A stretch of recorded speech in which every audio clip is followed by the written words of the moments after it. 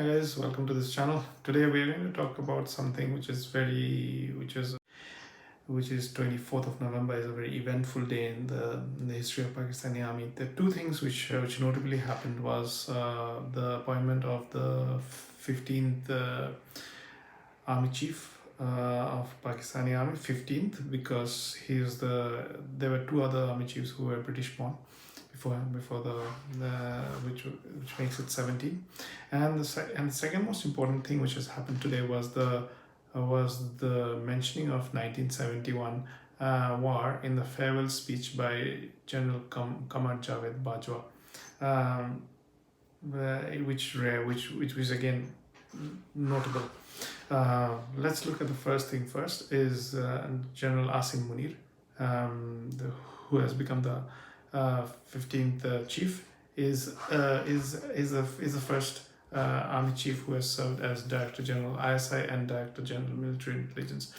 So in a way, he has a rich background in military intelligence, and that makes him a strong candidate in terms of being hands-on in terms of covert operations or handling of terror groups. So he has first-hand knowledge in these two departments for sure.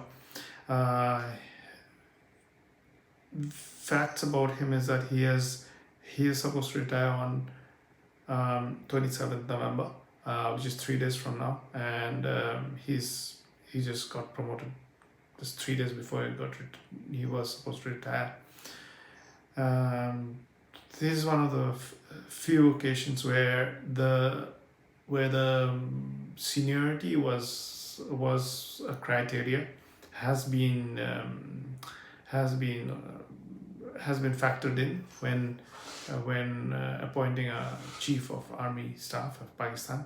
So in very few cases in the past have such seniority been respected in promoting lieutenant generals to the post of army chief in the Islamic Republic of Pakistan.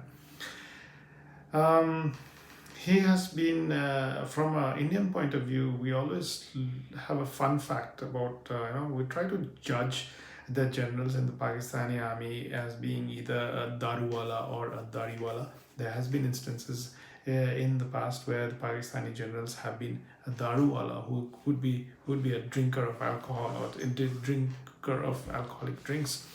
For example, Ayub Khan was an avid drinker, and there are still existing officers in the Pakistani army who are more comfortable in drinking alcohol rather than some in the same army who are considered to be a dariwala, or somebody who is more pious or conservative in terms of religious thinking, and hence rejects drinking alcohol in their private life. So in the case of if it's a dariwala general, then we expect them to be more hawkish and more religious, more supportive of right-wing religiosity rather than liberalism within the Pakistani army.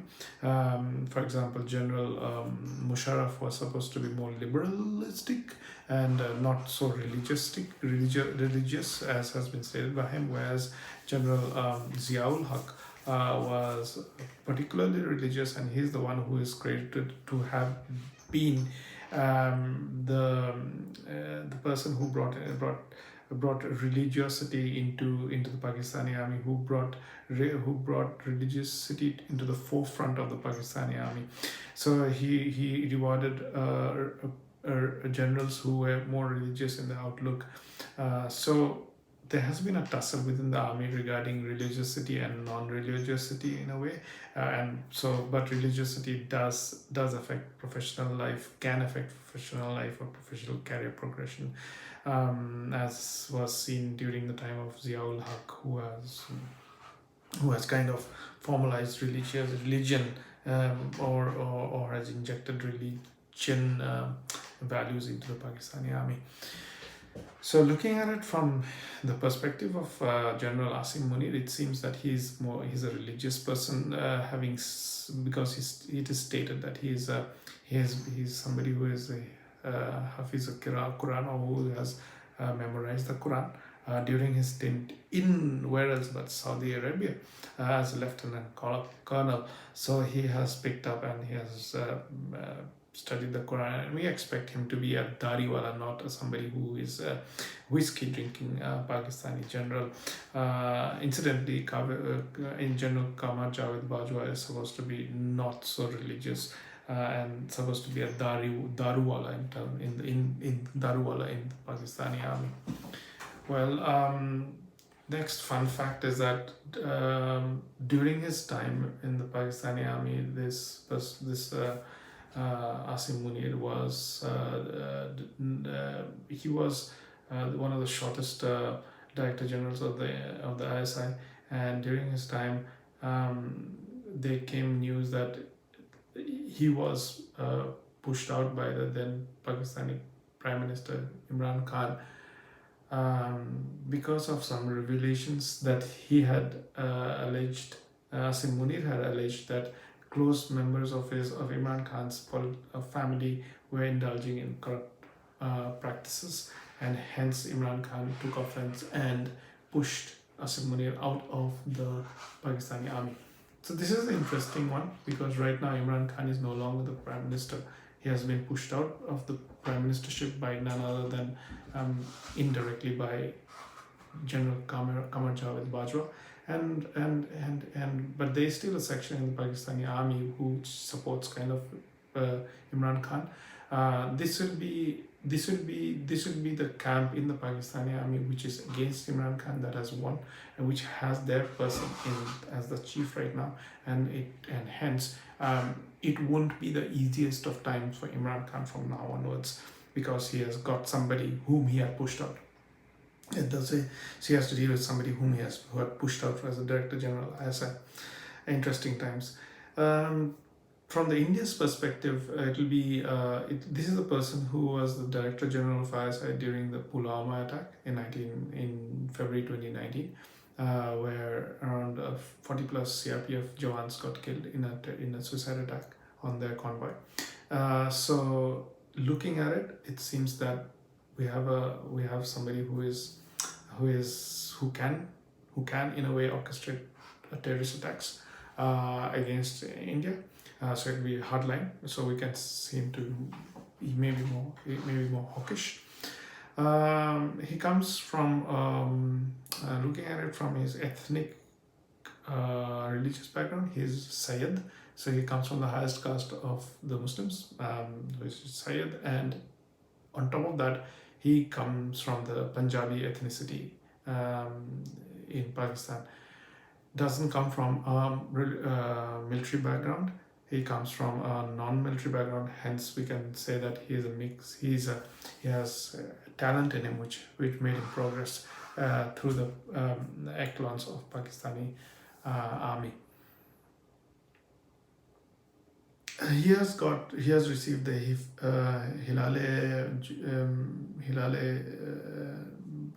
he's got one of the highest civilian awards in Pakistan, and on top of that,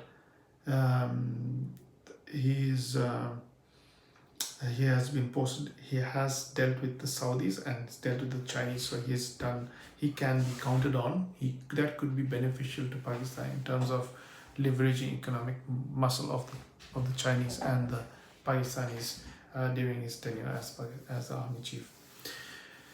Well, looking at it, what's in the future? The future is that the future looks grim for Imran Khan, definitely. Future also, looking at the past record, looks grim for India, because we have a spy master as army chief right now, especially somebody during whose tenure a terrorist attack did happen in India. And looking at it for the people of Pakistan, there might be more chaos because he is against a rising power, which is Imran Khan, who has the street capital with him.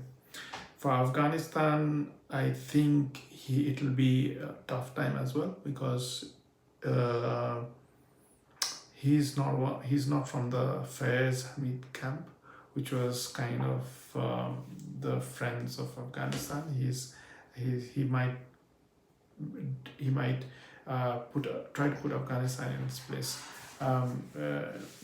in relation to the border disputes that they're having with Pakistan.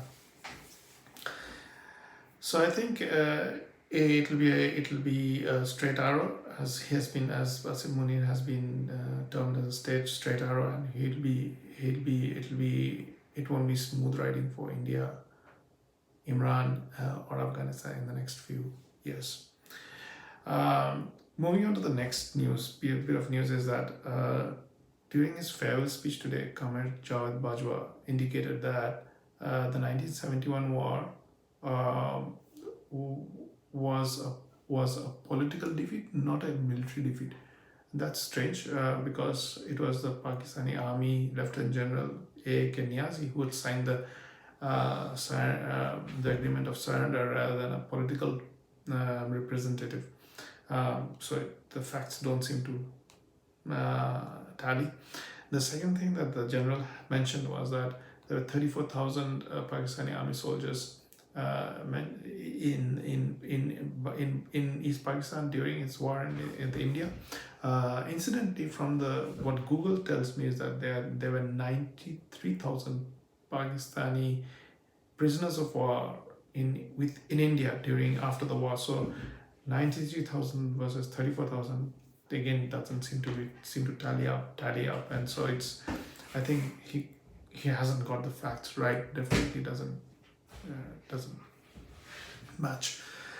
I think General Javed Bajwa dragged 1971 war into his speech mainly because he wanted to distract the public or the Pakistan press from the expose that happened 3 days ago regarding his income tax statements, which almost made it evident that he became immensely rich during his time as an army chief. He's got immense wealth in the billions of rupees. Not only that, his daughter-in-law, son, and wife has also, and one more family member or have become immensely rich, and that those facts have been published by a Pakistani journalist on Monday, 21st of November. You can find the link in the description. So I think he was trying to save his face in his farewell speech by dragging Bangladesh war, 1971 war, with facts which doesn't seem to add up, and just to distract his opponents from the economic exposure that came out on 21st. Thanks for watching the channel. I think we will keep following Pakistani army developments in the next few days. Interesting times. Thanks for watching. Please like and subscribe. Cheers.